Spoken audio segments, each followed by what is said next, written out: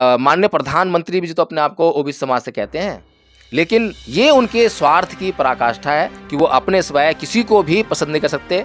उनका नाम जो है वहाँ पे आना चाहिए, जहाँ पर भी वो जाएँ तो वहाँ पे शिलान्यास हो, शिलापट हो या उद्घाटन हो तो उसकी पट्टिका हो, उस पर उन्हीं का नाम नारा लगा रही हैं ये महिलाएं।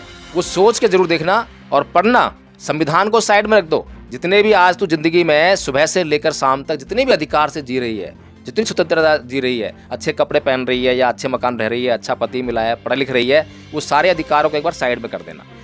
आप रामायण उठाना, महाभारत उठाना, मनुस्मृति उठाना और उसमें खोजना, ढूंढना उसमें कि तुम्हारे लिए कौन से अधिकार हैं जिसके जरिए तुम जिंदगी जी पाओगी। रामायण जो है उसमें अरुण गोविल जो है उसका कैरेक्टर निभाते हैं राम का, और पर्सनल लाइफ में वो सिगरेट पीते हैं, पर्सनल लाइफ में सिगरेट पीते हैं और पर्दे पर जो है राम का रोल निभाते हैं। तो यही अंधभक्त जो हैं ये नहीं सोचते कि जो पर्दे पर चल रहा था वो तो एक कल्पना थी, वो तो एक फिल्म थी, लेकिन यही अंधभक्त जो है उनको बिल्कुल राम की तरह पूजने लगते हैं। तो इनकी जो भक्ति की तो आप जो है कल्पना नहीं कर सकते कि कल्पना की कौन सी उड़ान इनकी भक्ति जो भरती है। बहुत ही मतलब जो है डिफ़िकल्ट विषय है ये। भारत का जो सबसे डिफ़िकल्ट विषय जो यही है कि जो अगर एक बार मानसिक रोगी हो गया तो उसको जो है सही करना बड़ा मुश्किल है। इस देश की नारी, तुम्हें इस धर्म ने इतना अपमानित किया, इतना जिल्लत तुम्हारे को दी। इस धर्म ने द्रौपदी का चीरहरण भूल गई क्या? द्रौपदी को कैसे जुए पर जो है धर्मराज कहे जाने वाले युधिष्ठिर ने दांव पर लगा दिया, ये भूल गई क्या? ये इस धर्म में जो है तुम शंकराचार्य नहीं बन सकती हो, इस धर्म में तुम पुजारी नहीं बन सकते हो किसी भी मंदिर की जो है।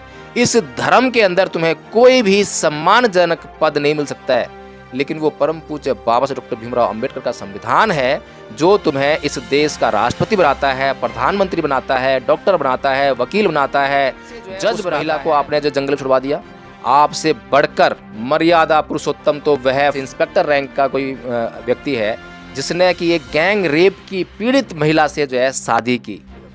वो मर्यादा पुरुषोत्तम है, वो महान है, वो भगवान है, वो ईश्वर है। राम ईश्वर के लायक नहीं है। राम के भीतर, राम के चरित्र के भीतर जो है हमें कोई गुण दिखाई नहीं। सीता को जो है राम ने धोखा देकर लक्ष्मण को बोला कि इसको जो है जंगल में छोड़ के आना है, बताना नहीं है।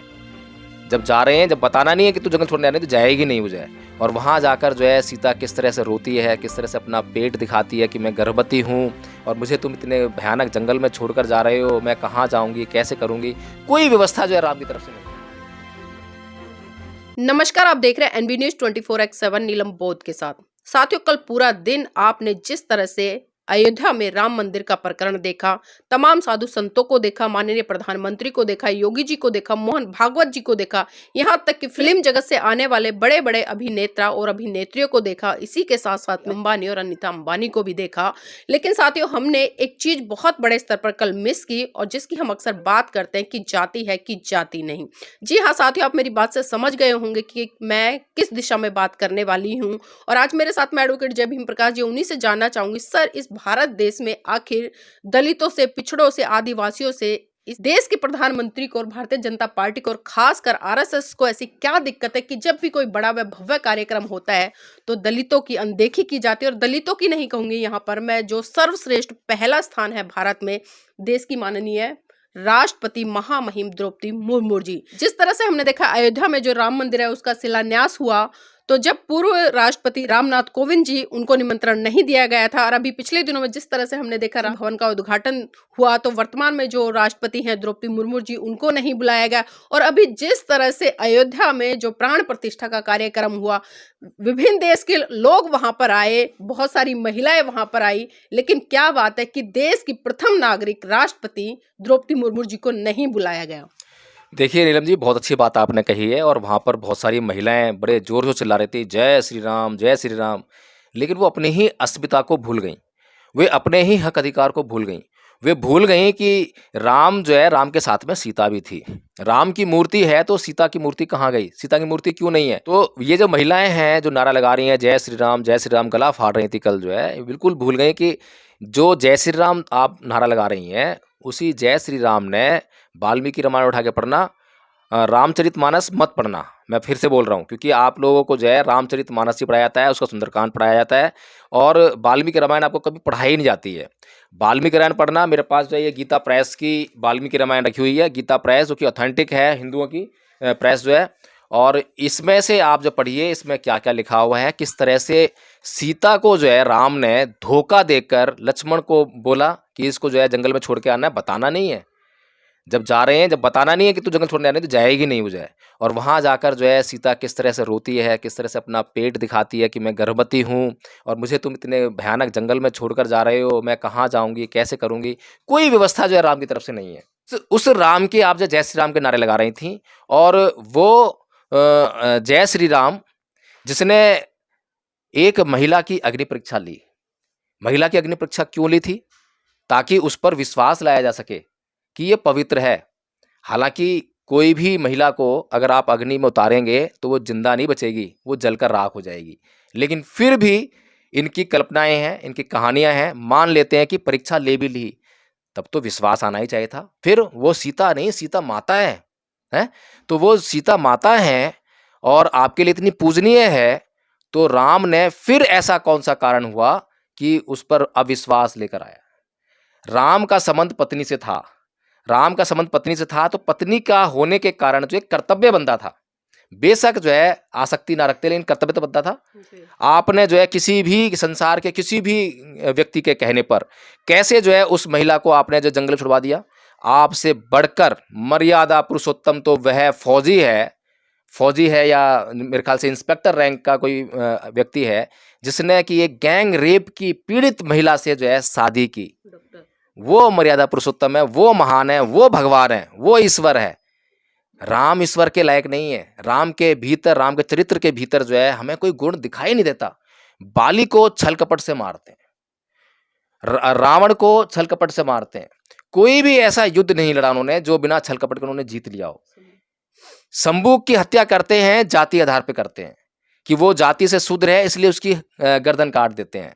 तो मुझे समझ में नहीं आता कि हे इस देश की नारी, तुम्हें इस धर्म ने इतना अपमानित किया, इतना जिल्लत तुम्हारे को इस धर्म ने। द्रौपदी का चीरहरण भूल गई क्या? द्रौपदी को कैसे जुए पर जो है धर्मराज कहे जाने वाले युधिष्ठिर ने दांव पर लगा दिया, ये भूल गई क्या? है तुम्हें इस धर्म में जो है तुम शंकराचार्य नहीं बन सकती हो। इस धर्म में तुम पुजारी नहीं बन सकते हो किसी भी मंदिर की जो है। इस धर्म के अंदर तुम्हें कोई भी सम्मानजनक पद नहीं मिल सकता है।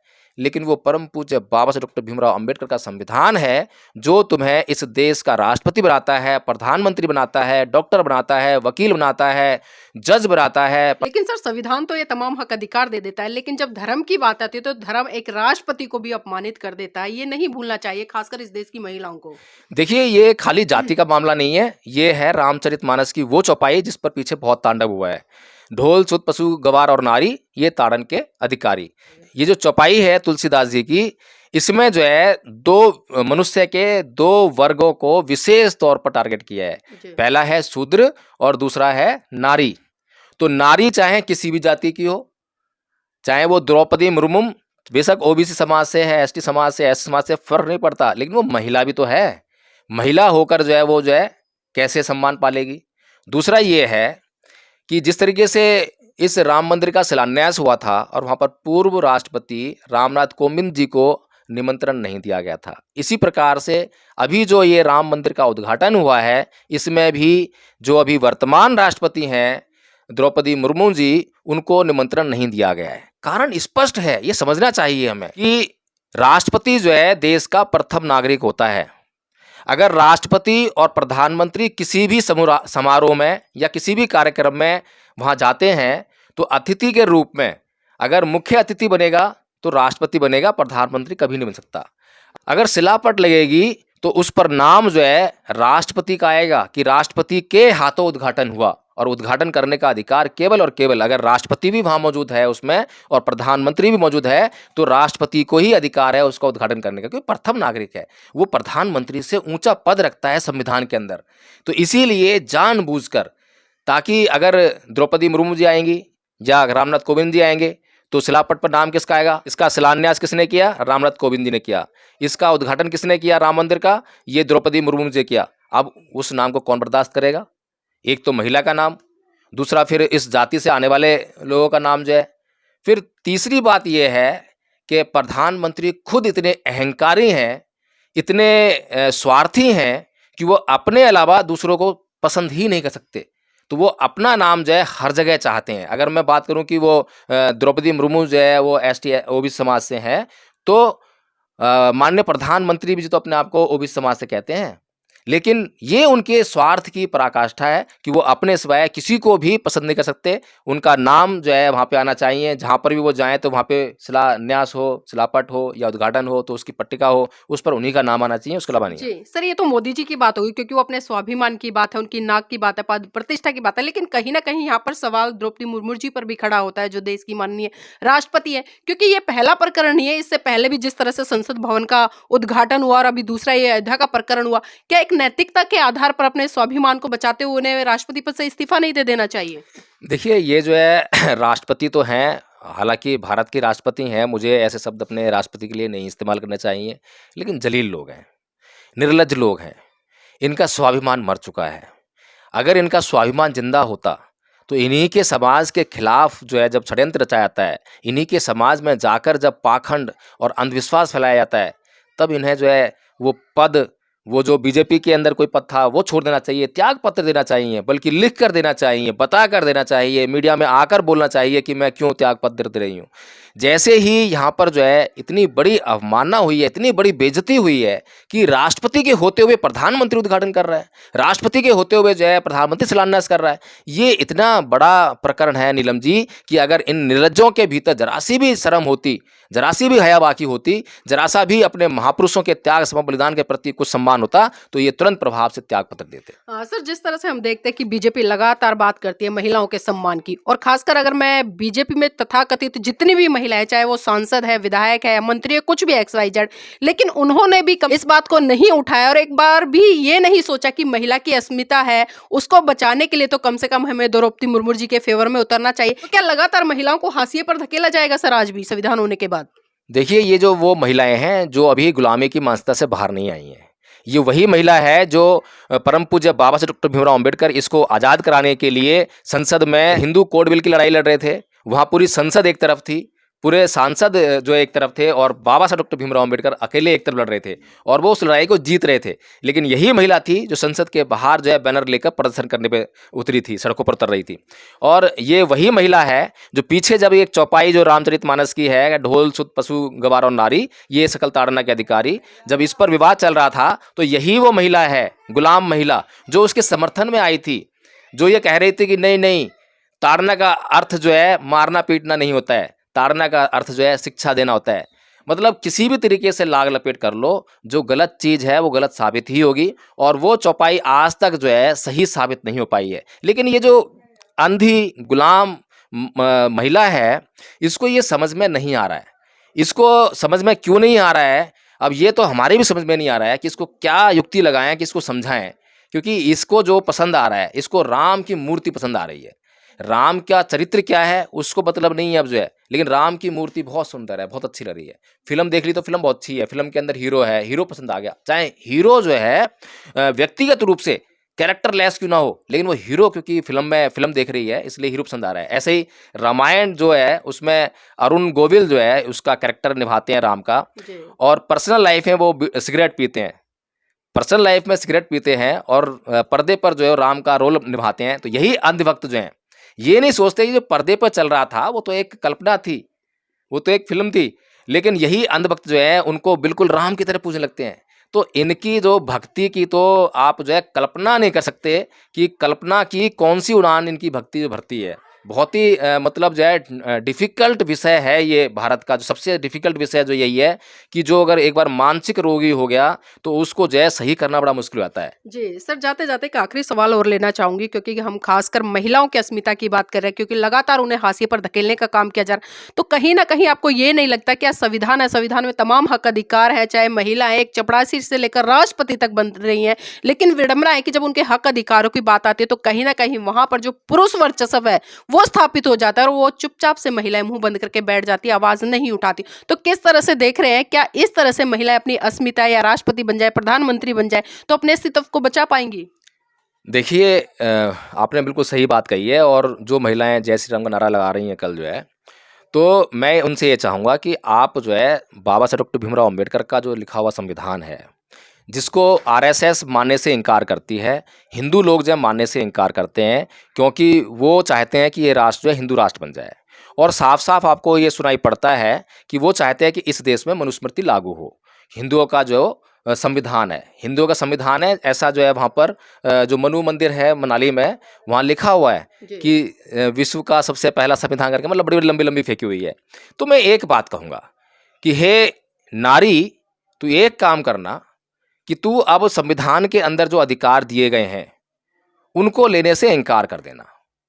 तू अध्यापक मत बनना, डॉक्टर, वकील, इंजीनियर, जज मत बनना।